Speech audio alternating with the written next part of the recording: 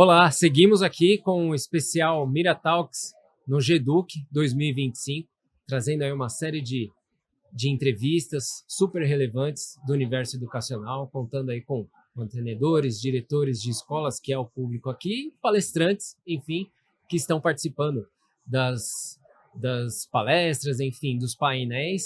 E agora a gente traz aqui o Guilherme Martins. Guilherme Martins, que está participando num painel de inovação. Guilherme é presidente do INSPER, né? Ele é doutor e mestre em administração de empresas, na área de gestão de operações e competitividade pela Escola de Administração da FGV, né? E com período de intercâmbio nos Estados Unidos também, enfim, é formado em administração pela Universidade Federal de Viçosa, em Minas Gerais. Guilherme, seja bem-vindo, é um prazer ter você aqui conosco.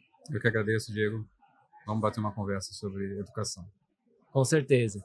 Guilherme, a sua atividade aqui é sobre inovação, né? Então, você fala sobre a necessidade das instituições de ensino, e aí a gente amplia um pouco, né? Embora o INSPER seja uma instituição de ensino superior, mas a gente fala também de instituições de ensino de escolas, enfim, em geral, conseguir inovar para sobreviver, né? E continuar sendo relevantes. Então, que tipo de inovações você traz? Que tipo de inovações você se refere em relação a isso?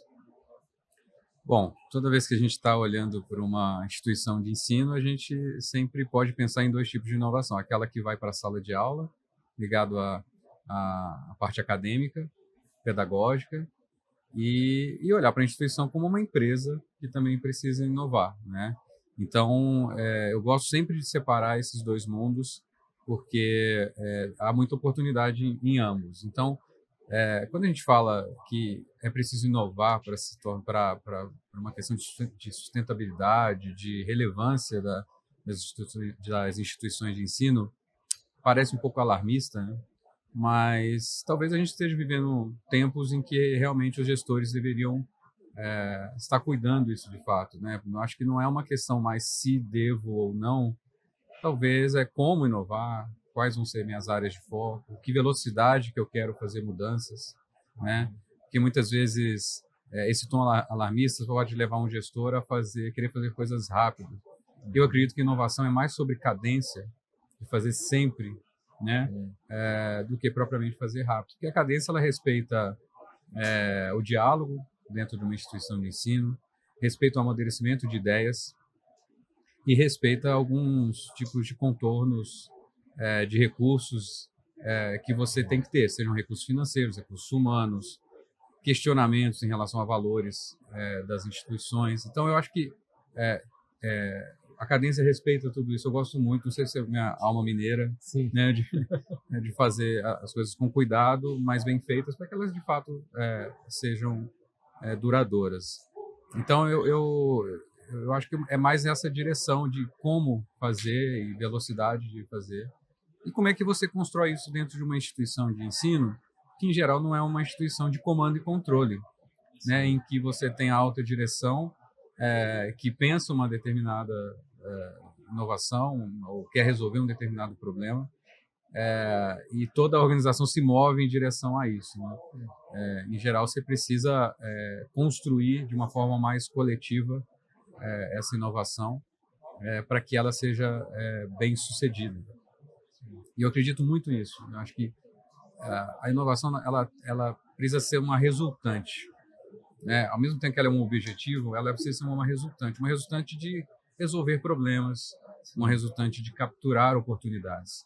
Então, talvez ela seja um não assunto, mas que deve permear tudo que a gente faz, porque a gente quer melhorar sempre.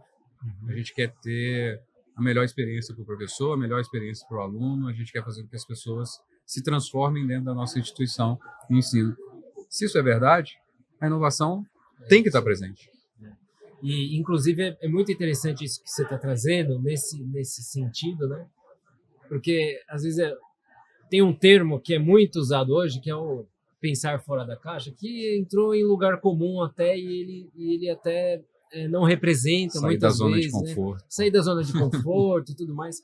Então, eu queria que você dissesse a função do planejamento, entre aquela ideia de pensar fora da caixa e a execução e o resultado final, né, de uma inovação, enfim, que não se resume a ter um pensamento fora da caixa, mas, né, o planejamento, a cadência, até se chegar lá, os resultados, os dados, enfim.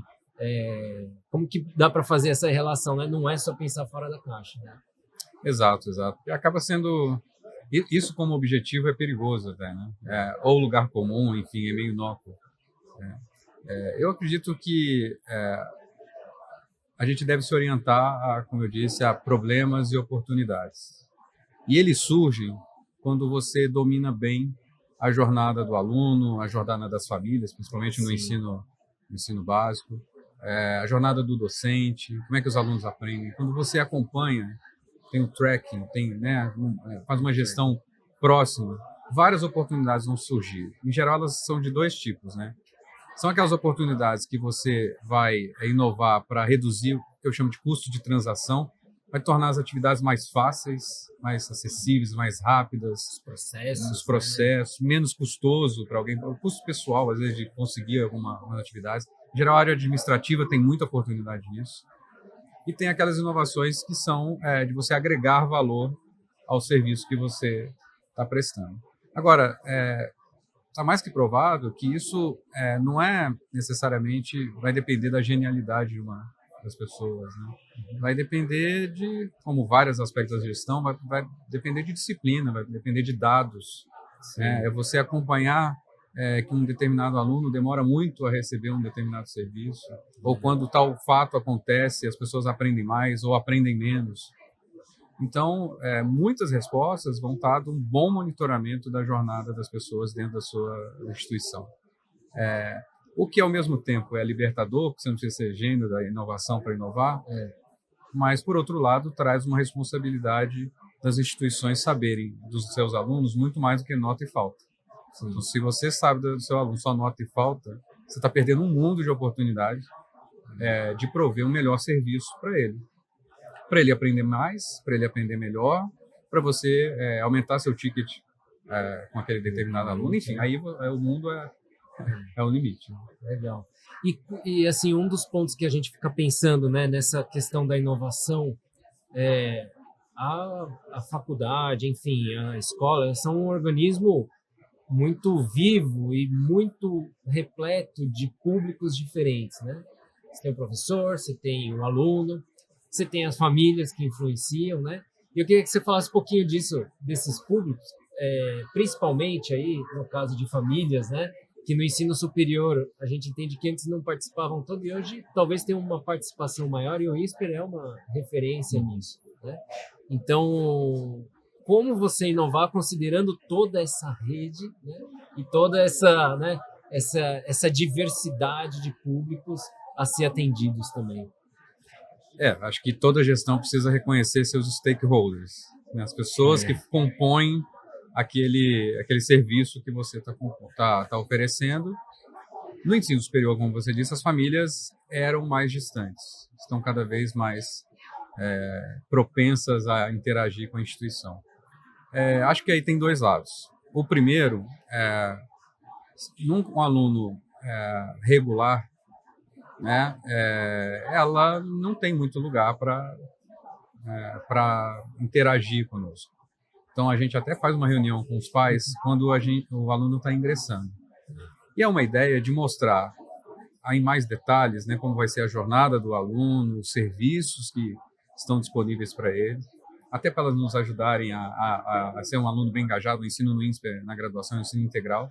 Então, olha, aqui tem que viver a universidade bem feito. Então, acho que aí é trazer a família para o nosso lado. Mas também nessa conversa a gente fala, olha, se der tudo certo, eu te vejo na formatura. Então, fique aí. Mas repara, se der tudo certo, então eu dou essa mensagem. Mas se não der, e aí é o outro lado que eu queria falar, se não der, eu acho que a instituição pode ter um canal com a família. Porque tem questões emocionais, né? Podem ter questões financeiras, nós somos privados, sem fins lucrativos, mas privados. Durante 4, 5 anos de uma graduação podem ocorrer questões financeiras que a gente não quer perder bons alunos. A família pode ter dúvidas relacionadas a intercâmbio, onde eu posso mandar meu filho, que aí, por mais que ele seja um adulto, pode ser um passo que deixa a família insegura. Então, podem ter momentos em que a família pode querer conversar. E aí eu posso também querer conversar. Eu acho que não é um problema. Então, o problema ocorre quando a família quer tirar a autonomia do estudante. E ele já é maior de idade. E o nosso modelo, principalmente, de formação de lideranças, pressupõe autonomia. Né? Então, eu acho que quando bem desenhado, numa lógica de comunidade que você quer criar em torno da sua instituição, é saudável. Mas com os limites necessários para, inclusive, a família entender que nós estamos desenvolvendo os filhos na formação de liderança, entendendo que é o que elas quiseram como família ao colocarem o aluno no INSPER. Então, eu acho que bem combinado, tudo bem combinado vai, funciona né? bem. Eu acho que funciona bem. Eu acho que deixar entrar demais é um erro, vetar totalmente, não falo com você, eu acho que também hoje seria um erro. Entender justamente que esse é um momento que os pais querem justamente participar mais, né? E o INSPER, logicamente, é uma referência nisso, a gente sabe, né? E a gente queria entender também como equilibrar, né? Assim, a gente está falando de inovação, mas no fim do dia você tem lá as demandas acadêmicas, as organizacionais e tudo mais. Como que dá para equilibrar? Então, a gente aqui falando até, né, com escolas e faculdades, né? Como que dá para equilibrar esse processo, né, de tentativa de inovação para fins que podem ser ganhos financeiros, que podem ser ganhos reputacionais, enfim. Como que equilibrar isso com as demandas do dia a dia já, as demandas acadêmicas e as organizacionais, como a gente falou aqui, né? Desculpa, porque se você fica só buscando a inovação, às vezes você perde o dia a dia, né? Então isso tem que ter um equilíbrio também. Tem. Eu gosto muito do conceito de ambidestria, né? Quando as organizações conseguem buscar eficiência e inovação ao mesmo tempo. E é transformador porque você vai aprendendo que a busca de eficiência ou identificar processos em que você precisa ser eficiente, ter menos retrabalho, gastar menos headcount naquelas atividades, te dá o espaço de tempo, de recursos financeiros, de recursos humanos, te dá o espaço para inovar. Né? Eu acho que até a década de 90 e tal, era visto como antagônico. Né? E aí não, eu acho que a gente consegue realmente entender que dentro da sua empresa você tem um repertório de atividades diárias e de perfis de pessoas em que, se você identificar corretamente, você consegue ter uma organização que é ambidestra, que é eficiente no que tem que ser e que inova onde tem que inovar. A gente, até no ano passado, a gente mudou muito a forma de olhar para o nosso demonstrativo de resultado, né? O nosso DRE, que a gente apresentava de uma forma muito contábil. Hoje a gente calcula em 3 margens. Né? Então, a receita menos a margem 1 quais são meus gastos com custos, né, com pesquisa e inovação e sala de aula, que é onde é o core, é onde que me define. Depois, a margem 2 o que eu gasto para atrair bons alunos e para as jornadas desses alunos aqui dentro. E depois o 3 é back-office, que são as atividades administrativas. Por que olhar dessa forma é importante e está totalmente relacionado à sua pergunta? Porque é onde eu vou mirar a eficiência, tipicamente back-office, atividades onde que eu quero necessariamente reduzir, por exemplo, gasto sobre a receita, ou gasto por aluno, onde eu posso buscar eficiência, a tecnologia me proporciona isso, inovar me proporciona isso, medir isso me faz inovar. E onde que eu brinco que é o gasto bom, né? Que é o gasto em pesquisa e inovação, que é o gasto em sala de aula, que é o gasto na atração de bons candidatos. Ali também tem uma combinação de eficiência, mas não necessariamente quanto menor, melhor, nessas 2 primeiras margens. Exato. Na outra, provavelmente sim. E aí você vai vendo os movimentos, os projetos, os seus investimentos, para ver se o comportamento daqueles números está indo na direção que você espera. e não é uma visão departamental. Então, um mesmo departamento, ele pode estar multifacetado nessas linhas de custos que eu citei. Então, ficou muito legal. Aí, lógico que depois tem um deparo para o departamento, que é o gestor que eu vou cobrar, mas ficou uma forma bem interessante de ver isso e conseguir enxergar esses dois lados. O que é eficiência e o que, de repente, é um momento que eu estou investindo e o gasto por aluno num determinado item vai subir porque eu quero que suba, eu estou investindo nisso. Muito bom, Guilherme.